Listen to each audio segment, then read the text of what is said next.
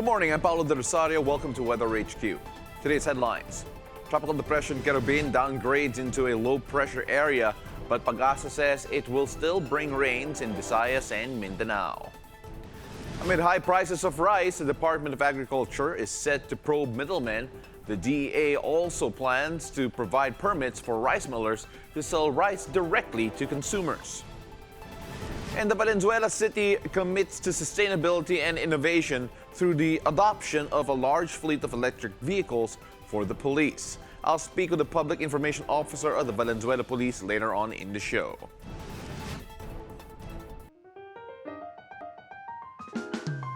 Now let's take a look at the local weather because three weather systems are now affecting the country.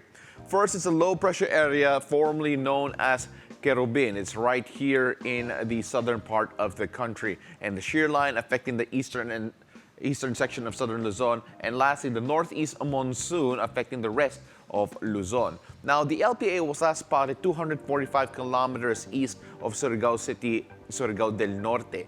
Now, it will bring cloudy skies with scattered rains and thunderstorms in eastern Visayas and Caraga, and its trough or its extension will also bring cloudy skies with rain showers for the rest of Visayas and Mindanao. Now, the shear line will bring cloudy skies and scattered rains and thunderstorms over the Bicol region and in Quezon. Now, due to the northeast monsoon, cloudy skies and light rains are expected over in the Cagayan Valley, Cordillera Administrative Region, Aurora, Oriental Mindoro, Marinduque, and in Romblon. However, here in Metro Manila and the rest of Luzon, you can expect partly cloudy skies with isolated light rains, still because of the northeast monsoon. So let's take a look at the sea conditions because of the weather systems. Now, due to strong gale force winds associated with the northeast monsoon, a gale warning is up in the northern and western seaboards of northern Luzon, particularly over in Batanes, in the northern coast of Cagayan, including the Babuyan Islands, and over in Ilocos Norte. Now, for our seafarers in these areas, it is advisable to remain in port to prioritize your safety during this time. Now, let's check in on our weather conditions in Luzon, Visayas, and Mindanao. Let's start off first in Luzon. Over in northern Luzon, the northeast monsoon is set to bring cloudy skies with rains over Basco, Apari, and in Baguio. Now, temperature in Baguio will be a very cool 14 to 23 degrees Celsius, 23 being the high. In Apari, it's going to be around 22 to 25 degrees Celsius. In Basco, also very cool here, 19 degrees Celsius, 22 degrees being the high. Now, over in central Luzon, you can expect partly cloudy skies expected throughout the area in Gapaan, Tarlac, Angeles, Subic, and Iba.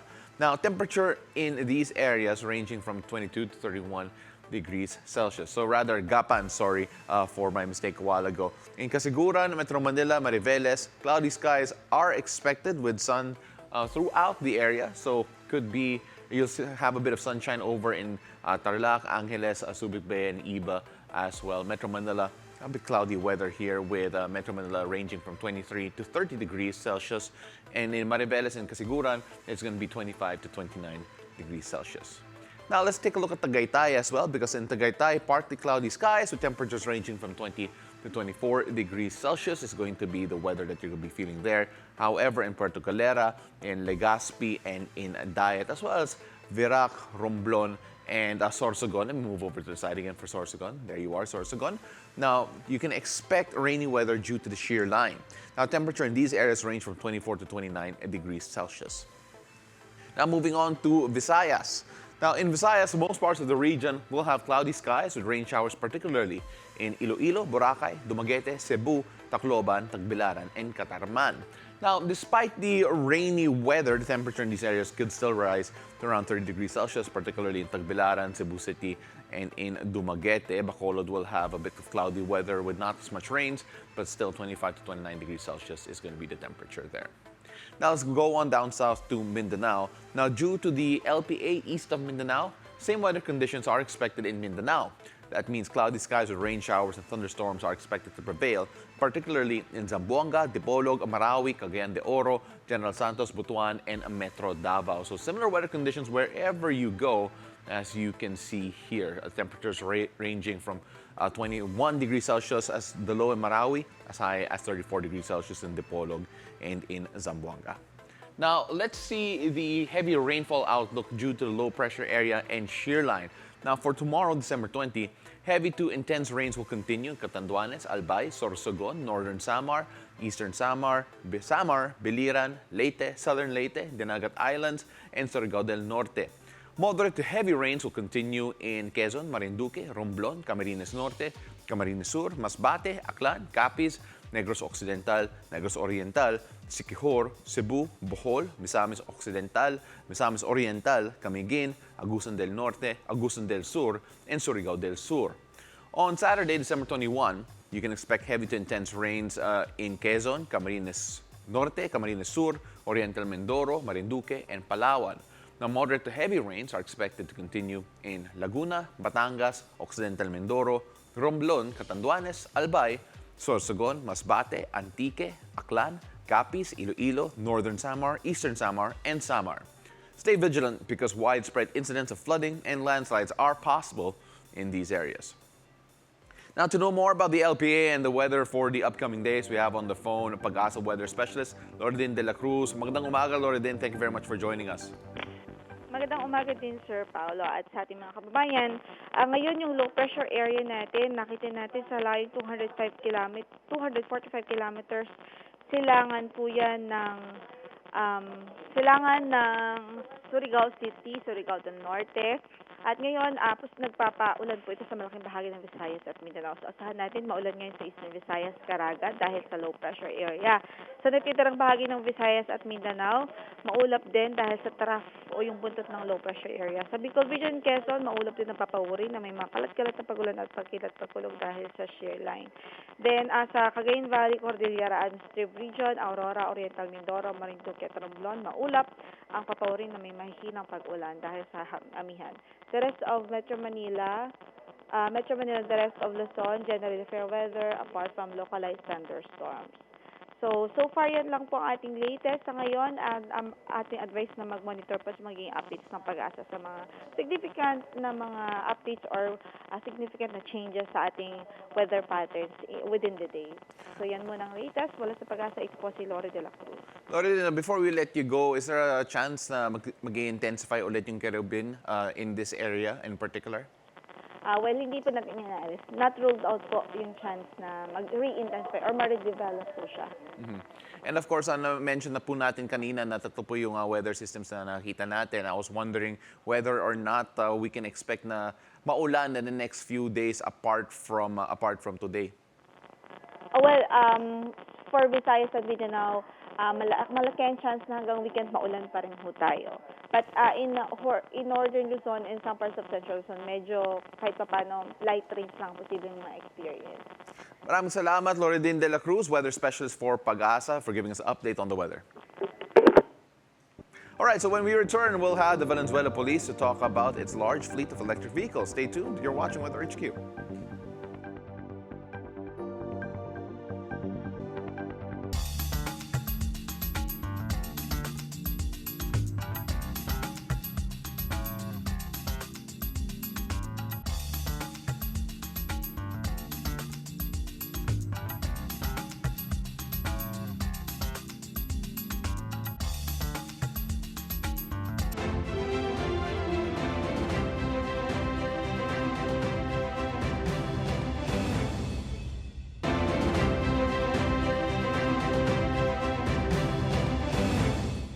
Welcome back. You're still watching WeatherHQ. I'm Paolo del Rosario. The Department of Agriculture will investigate middlemen as rice prices remain high. As Bea de la Cruz reports, the DA also plans to provide permits for rice millers to sell rice directly to consumers. If millers sell rice low but prices at the market remain high, who profited? The Agriculture Department, Bureau of Customs, and lawmakers met with millers to find out why rice is still expensive. Bigay mo, pero pagdating naman sa palengke, nasa 50, 55. Saan ang problema? Are you telling me? And I don't know kung mag-agree yung mga kasama mo. Ang problema sa retailer? Retailer po ba ang pumapatong ng malaki? Wala na po bang middleman? Retailer galing po sa bodega nyo? All millers in Bulacan have agreed to sell their rice at the same price. Pagdating naman po dun sa presyo ng bigas, Kami rin po ay hindi ko po alam kung ano po ang costing ng mga retailer, kung bakit sila mataas mag-retail. The DA asked millers to submit a list of their retailers or wholesalers to know how rice prices are being manipulated and who should be held responsible. They will also give permits to millers so they can sell directly to consumers instead of having to go through middlemen. Kung pwede mahingi namin na listahan kung sino mga bumibili sa inyo na wholesaler o retailer. Kasi sa mga sinasabi nyo, sila ngayon ang kailangan namin bisitahin at kausapin. Kung na gusto nyo magbenta ng direct sa market, palengke, pwede yun natin gawin yun. With tariffs for imported rice lowered by 15%, Agriculture Secretary Francisco Laurel says rice prices should go down to 39 pesos per kilo next year. Still way above President Marcos's 25 peso per kilo promise during the campaign, but way lower than the current 60 to 70 pesos per kilo. Bea de la Cruz, Bilyonaryo News Channel. Valenzuela City commits to sustainability and innovation through the adoption of a large fleet of electric vehicles for the police. Joining us via Zoom is Valenzuela PNP Public Information Office Chief Police Captain Joan De Leon. Magandang umaga po. Thank you very much for joining us. Magandang umaga, yes, Paolo, at sa lahat po ng tagapakinig ng Bilyonaryo News Channel. Captain Joan, unang-una, what is the main reason kung bakit nag-go green po kayo and adopting police cars and disaster response vehicles na electric po? Yes po, unang-una po sa lahat, binabati ko po ang aming Chief of Police, ang ama po ng Valenzuela Police, Colonel Nixon Matakayaban. At maraming salamat po sa pagkakataon dito na pinagkaloob niyo po sa amin. Nagkaroon po kami ng opportunity na masagot po ang mga katanungan dito. Okay po, ang Valenzuela City City Government po, sa panguna po ng aming butihin at napakasipag na mayor po, Mayor Wes Gatchalian, he decided to adopt green initiatives to align with its vision of sustainability, innovation, and enhanced public safety, which is encapsulated in the acronym EAR. Kagaya nga nung sinabi niya sa launching, meron pong EAR na tinatawag, and this stands for Advancing Peace and Order, Igniting Green Initiatives, at Revving Up Cost Efficiency. So, Advancing Peace and Order, ano nga po ba ito?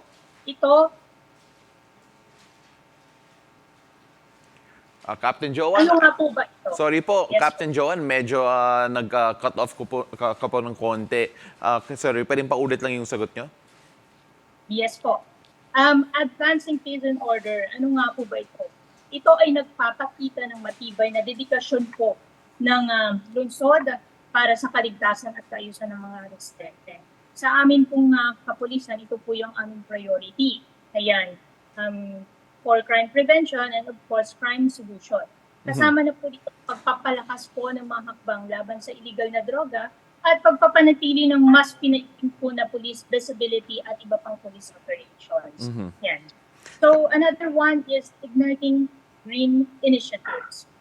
So ito po ay tututok sa pangako ng lungsod tungo sa environmental sustainability. Sa pamamagitan ng mga programa tulad nga po nitong Grow Green o yung ating green initiatives, makakamit po ng lungsod ang malalaking hakbang sa pagbawas ng carbon emissions at pagpapalaganap ng eco-friendly mobility. Tulad nga po ng pagbili po ng ating lungsod ng Valenzuela ng mga electric vehicles na siyang magagamit po ng kapulisan sa pagpapatrolya. Ayan po. So ang mga EVs po na ito o yung electric vehicles na po ay bahagi ng mas malaking hakbang upang mabawasan ang environmental impact ng lungsod at mapabuti po ang kalidad ng buhay ng mga mamamayan. Captain Joan, sorry, I don't mean to interrupt you because we want to go through a lot of topics here. Unang-una po, if you don't mind answering, how many vehicles did the LGU purchase po? And of course, can you tell us a bit about yung reaction po ng kapulisan po dyan sa Valenzuela? Opo, ang lokal po na pamahalaan ay bumili po ng 41. So brand new electric vehicles para sa kapulisan ng Valenzuela. Ano po, pinahayag nga po ni Mayor Wes Gatchalian na ang installation din po, yung paglalagay po ng mga charging stations, ay meron din po ito sa buong lungsod. meron pong 17 city-owned charging stations na ipapatayo. At meron din pong 5 public paid charging station sa lungsod. Yan po. So 41 po, are all of them in 41. service right now? 40 po rather, are all of them in operation po now? Sa ngayon po, ito po ay pinoproseso pa at ayos pa. Ngunit sa lalong madaling panahon po ay magiging operational po itong mga EVs po natin o yung tinatawag nating electric police mobility.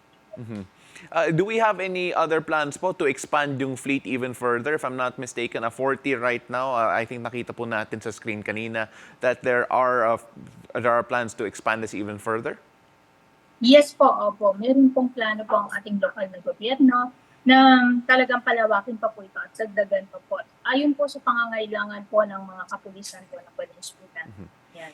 Ang target po kasi ng ating mayor ay 1:4 ang ratio po ng mobility to police population. At ano po yung reaction po ng mga on-the-ground natin na police po dyan sa Valenzuela? Na excited po ba sila na magamit ng electric vehicles po to be able to conduct their duty? Yes po, talaga pong excited nga po ang mga kapulisan po ng Valenzuela at gayon na rin po ang pagpapasalamat po namin sa ating buting mayor sa suporta po na binibigay niya po sa atin.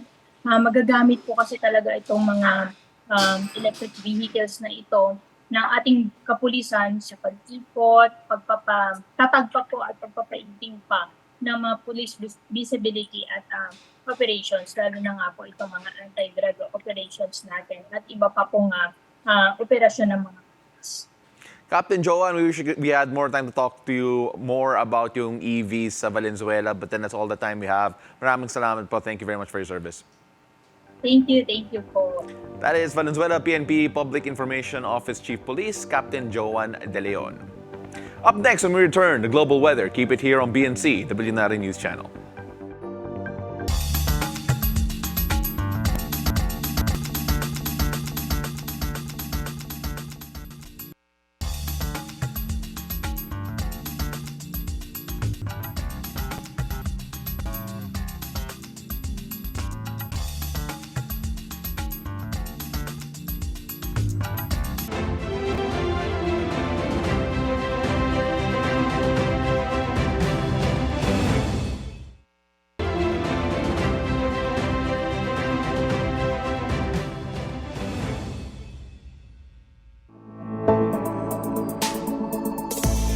Now let's move on to global weather. This is still WeatherHQ.